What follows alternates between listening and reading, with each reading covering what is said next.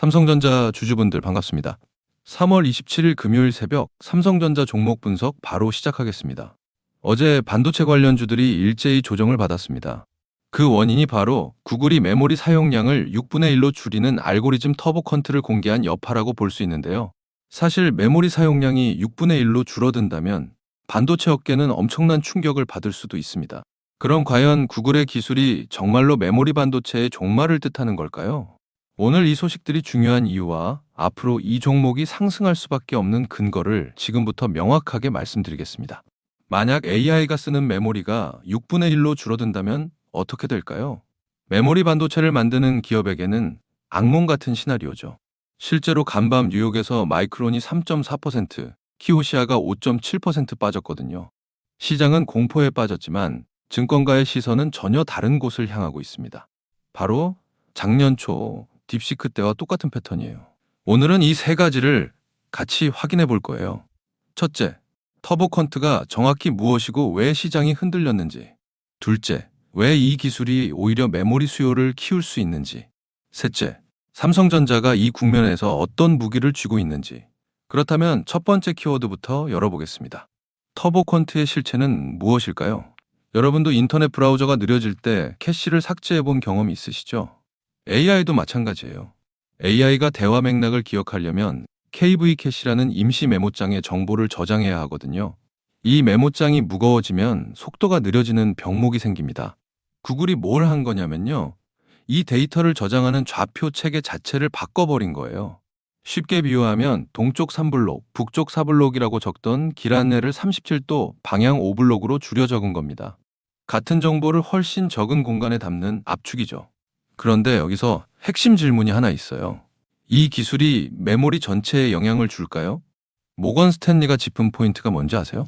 터보컨트는 추론 단계의 KV 캐시에만 영향을 준다는 겁니다. AI 모델을 학습시키는 과정과는 전혀 무관해요.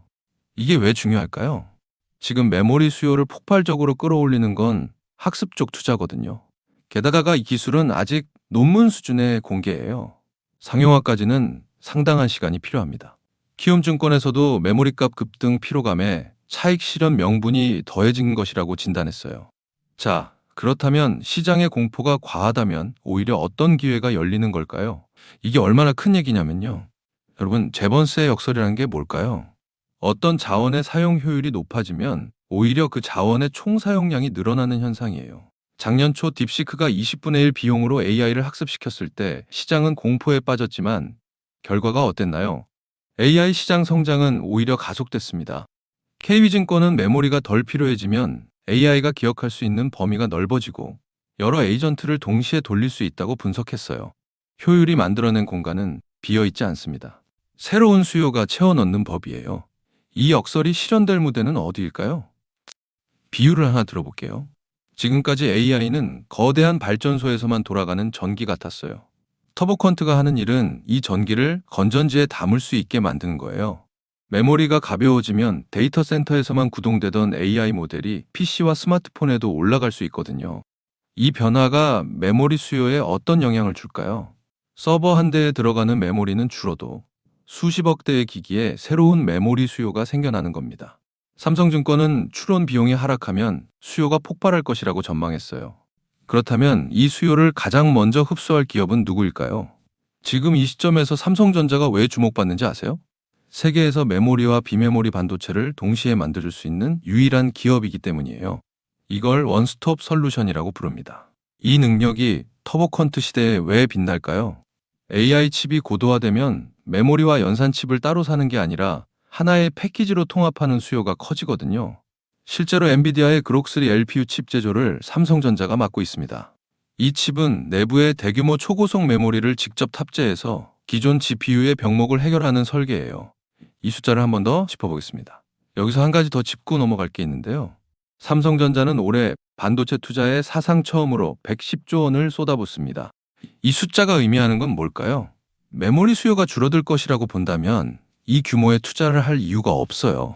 HBM 확대와 이나노 파운드리에 집중하는 이 행보 자체가 AI 시대 메모리 수요에 대한 확신을 보여주는 겁니다.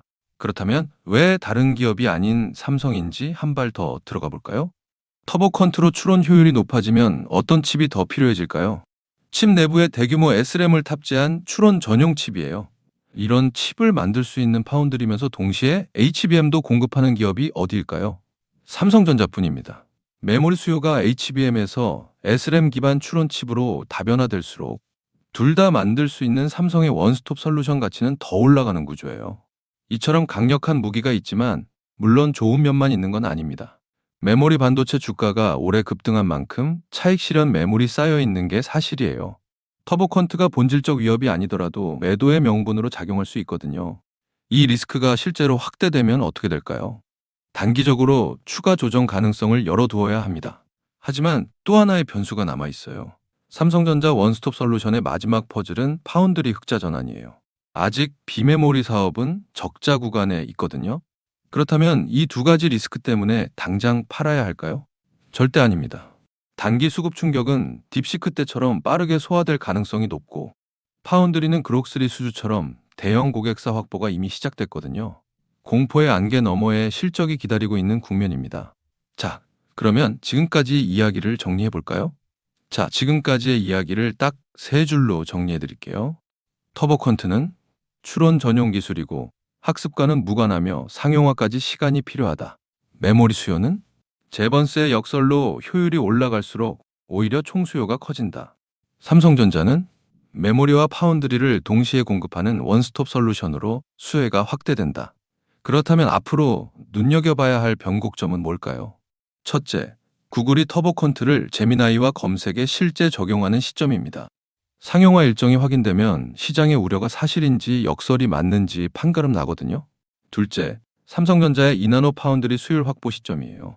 이게 가시화되면 원스톱 솔루션의 마지막 퍼즐이 완성되면서 주가 재평가의 문이 열립니다. 딥시크 때도 시장은 공포에 빠졌지만 결국 AI 수요는 더 커졌습니다. 터보컨트 충격이 또 하나의 찻잔 속 태풍으로 끝날지 새로운 국면의 시작인지를 가를 변곡점들을 꼭 주시하시기 바랍니다. 오늘 삼성전자에 대한 모멘텀과 리스크 측면은 이쯤에서 설명을 드리겠고요. 지금부터가 굉장히 중요한 내용입니다. 여러분, 제가 지금부터 여러분들이 어디서도 들을 수 없는 엄청난 이야기 하나만 드려볼게요. 최근 삼성전자, SK하이닉스 많이 오른 거 다들 알고 계시죠? 시총일위 삼성전자는 단기간에 무려 4배가 올랐고 20만 원 하던 SK하이닉스는 100만 원까지 무려 5배가 올랐습니다. 그런데 수많은 전문가들은 아직도 더 상승이 가능하다고 말합니다. 일단 많은 분들이 HBM 때문에 오른 거 아니야? 아직 더 오를 게 있어? 여기서 하나만 확실히 말씀드릴게요. 이 HBM 때문에 올랐다는 말, 반은 맞고 반은 틀렸습니다. 진짜는 아직 시작도 안 했어요. 지금 시장이 주목하는 건 HBM 그 너머에 있습니다. 지금 삼성이 수조 원대 자금을 쏟아붓고 있는 기술, 아마 들어보셨을 겁니다. 바로 유리기판입니다. 그리고 지금 시장에 알려지지 않은 어떤 한 기업이 유리기판의 게임 체인저로 조용히 떠오르고 있습니다. 이미 삼성의 막대한 자본이 이 기업으로 흘러들어가고 있고 AI, 반도체, 2차 전지까지 세 가지 테마가 동시에 엮여 있습니다. 최근 시장만 봐도 테마가 너무 빠르게 바뀌잖아요.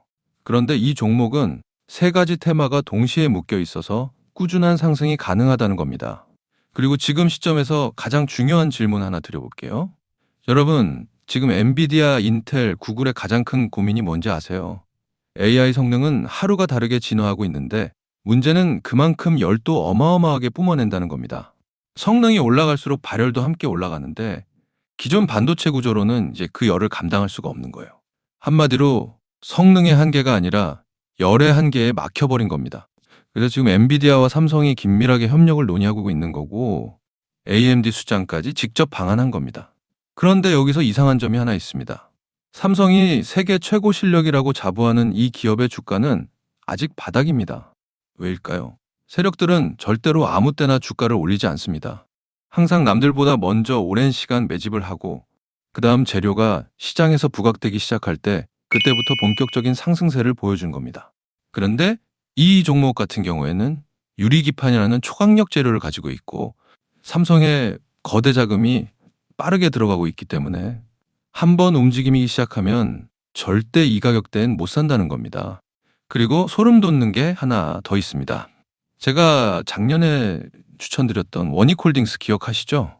똑같이 바닥권에서 횡보하며 장기 매집이 시작됐고 거래량이 본격적으로 튀어오르기 시작하더니 무려 8배 넘는 상승이 나왔습니다. 그런데 이 종목도 보면 어떻습니까? 바닥권에서 횡보하며 오랜 시간 매집이 진행됐고 거래량이 중간중간 강하게 튀어올랐습니다.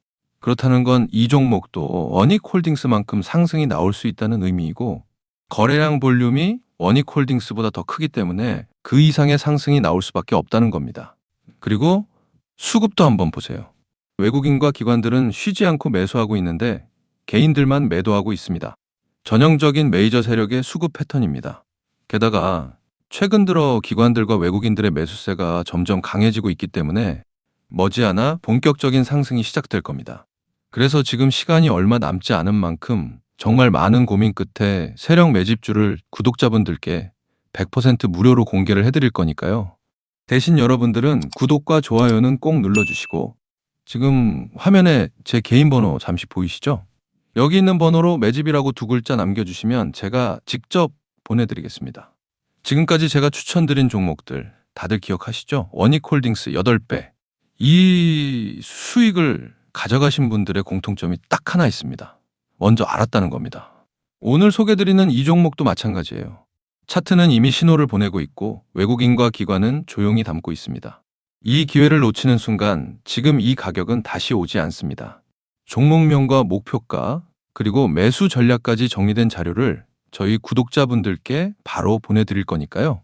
마지막으로 구독과 좋아요 이 2가지만 눌러주시고 상단에 제 개인 번호로 매집이라고 2글자 남겨주시면 제가 직접 보내드리도록 하겠습니다. 투자에서 수익의 차이는 결국 기회를 알아봤을 때 시도했느냐, 그냥 지나쳤느냐에서 갈립니다. 그러니까 저희 구독자분들은 이 기회 절대 놓치지 마시길 바라겠고요. 오늘 영상은 이쯤에서 마무리하고 저는 다음에 더 좋은 분석으로 다시 찾아뵙겠습니다. 감사합니다.